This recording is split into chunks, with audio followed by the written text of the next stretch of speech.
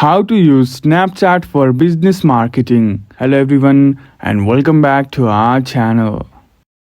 In today's video, I'll show you how to use Snapchat for business marketing. Snapchat isn't just for fun, it's a powerful tool for business marketing in 2024. Let me show you some tips and tricks to grow your brand.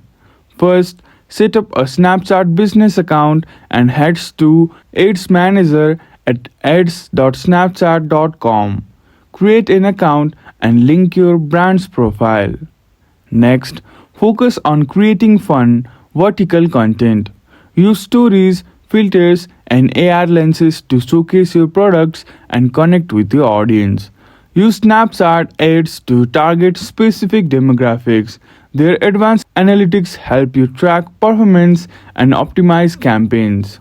Don't forget to interact with your audience, host giveaways, share behind the scenes content, and respond to messages to build loyalty.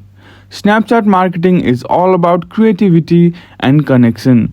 Follow these tips to boost your brand in 2024. If you like this tutorial, please give this video a thumbs up and subscribe to our channel. Thank you for watching and we will see you again in the next video.